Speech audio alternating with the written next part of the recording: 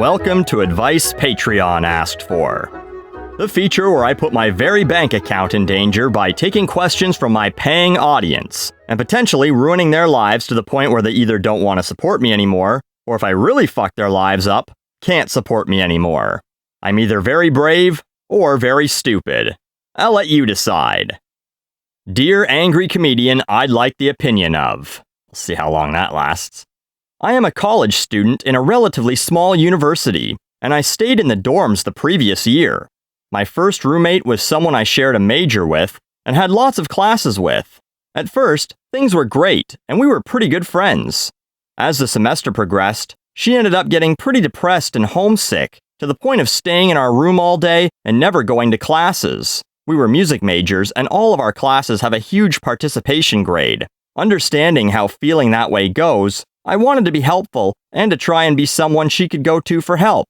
However, instead she pushed me away and would lie about going to classes that we shared where I obviously knew she was lying, and it got to the point where, to put a really long story short, it felt like she was manipulating me.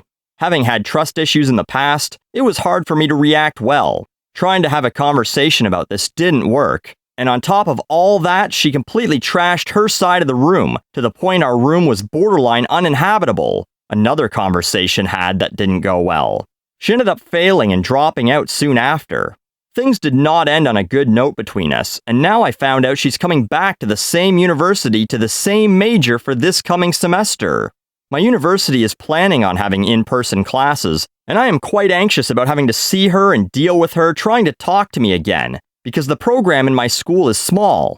I am a pushover by nature and hate confrontation. The last thing I want to do is create drama with the mutual friends we have. What do you think I should do in the event she tries to talk to me again? Signed, People Pleaser in Pinedale. Well, there's really only one thing you can do. Burn the school down and keep driving till you hit Peru. But if that's not the solution you were hoping for, you know, having a roommate in college is practically the same thing as living together as a couple. Sorry to any homophobic dudes who might be listening, but you practically dated your male roomies in college. It's the same, just potentially without the pork in. Although if you did, no judgments here. They say lots of people experiment in college.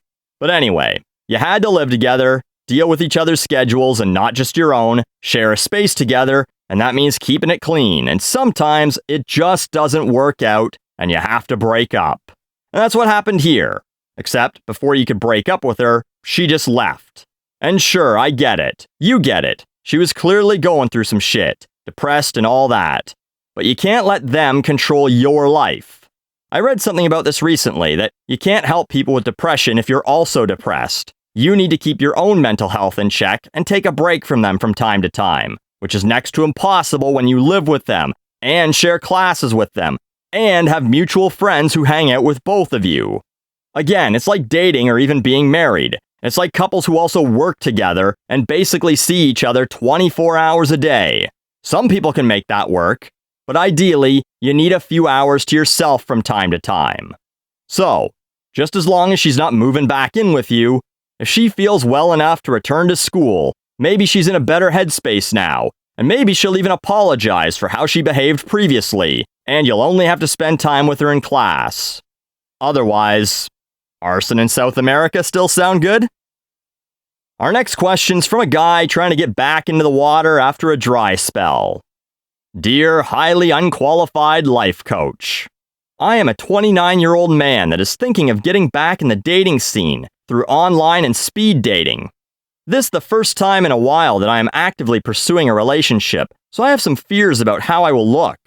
My fears stem from the fact that I have only had one long-term relationship that ended when I was 25, that started from dating someone I was friends with when I was in high school, and since that relationship ended, I had trouble finding work and generally had some tough times, so I did not think I could mentally handle a relationship.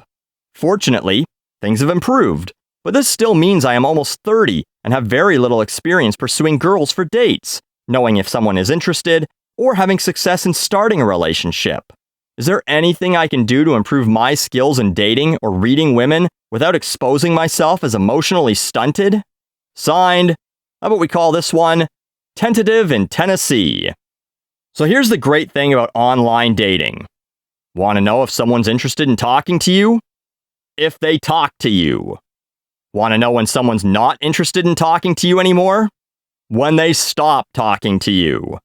A lot of people make online dating way too hard. They get in their own head. Oh, she hasn't texted me in 3 days. Oh, I should probably text her again. She was probably just busy. No, she's fucking ghosting you because she's not interested. Time to move on. And I think this is just good advice for everyone. Don't fall in love with someone you've messaged a couple times. Oh, I thought that they'd be the one for sure. How much glue do you huff in a day that you have these kinds of thoughts? And as for having very little experience and not exposing yourself as emotionally stunted, best thing you can do is just act natural. This is also just good advice for anything. No one finds it endearing or cute when someone's at a party or sporting event or concert like, "Oh man, I don't normally do this. I feel like such a fish out of water." Shut up and just act like you're supposed to be there.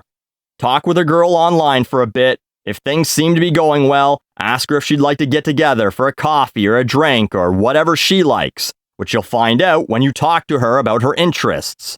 And then, when you meet in person, keep it light. Don't talk about your exes and be positive.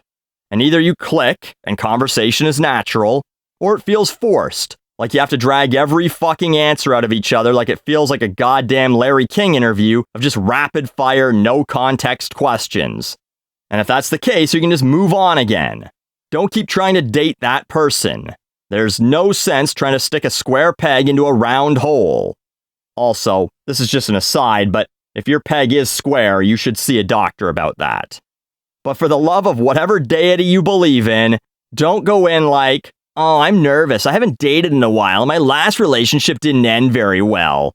This ain't the fucking pound. It might work for dogs to look sad and be missing an ear, and people go, "Oh, he's so cute. We have to take him home." But for dudes, those are the ones they take out back old Yeller style. And finally, we have someone who's trusting that I am the right person to ask about child rearing. Dear guy who has constantly mentioned his hatred of children over the last 10 years. My husband and I have been doing fertility treatments for the last 5 months, but I have told him I do not want his friend and his wife around me or our child. His best friend and his wife got pregnant on purpose when she didn't have a job and he didn't have a stable job. He ended up getting fired and came to my husband asking if they could move in with us for a bit while he got back on his feet. I agreed because this is his childhood friend, even though I didn't care for either of them. Letting them move in was a huge mistake because his wife is a cunt and he is lazy. He got fired from 2 jobs, one of which my friend hired him as a favor to me, in a month because he kept calling in sick for no reason. His wife was extremely rude and hurtful to me. She knew we were experiencing fertility troubles, but would constantly talk about how I didn't understand anything because I'm not a mom, and some other rude comments. Finally, my husband and I got them out of our house, and he has talked to my husband a handful of times since moving out in October. My husband thinks I'm being too hard on him because he's always been a great friend. I completely disagree, and I do not think they deserve to be around my child whether I'm there or not. Am I being unreasonable? Signed, how about trying in Topeka? Trying has 2 meanings. I'm so fucking clever. Here's the way I see it. Kids are basically just your property. Like an expensive comic book or a classic car, but more needy. And with that, there are certain people you'd trust to handle that property. And some people that you wouldn't. There are people I know that I would never allow to touch my issue of Amazing Spider-Man number 50. That's the first appearance of Kingpin, and that classic Spider-Man No More John Romita cover. It's so great. What a piece of pop culture history. Sorry, what were we talking about? Oh yeah, kids. Ugh. So yeah, your husband can't see the faults in his childhood friend. That's gonna happen. But hopefully, as his wife, he respects your decision. It's your baby too. You're the one that's got to carry it for 9 months of increasing discomfort and shove it out or get sliced open to have it taken out. Fucking miracle of childbirth. It's a fucking body horror film by David Cronenberg. But anyway, so if you're like, yeah, you want to go have a beer with them at their place? Knock yourself out, but don't bring them over here. I got enough to deal with. I don't need that nosy bitch wife of his telling me how to raise my kid, and I definitely don't need that freeloader coming over and asking for money when we've got another mouth to feed. If that doesn't work, just be such a bitch to them that they won't ever want to come over again. Like, really crank it up. The moment they come in. Hey Frank, how's being a shiftless loser? And Brenda, oh my god, have you gained weight? Oh, you look absolutely horrible. Oh boy, I'm so excited for the next few hours of you guys judging me when your lives are so fucking worthless. Hey, could I get you a couple of piss-warm beers? And if that's no good, well, might I also suggest the arson in South America plan that I did for the first person? But this time, buying a car seat first for the baby. I'm a monster, but I'm not suggesting burn the baby too. You had to carry it, you might as well keep it. And if I know anything about children, which I don't, they love Machu Picchu. I'm Buckley, and you're welcome.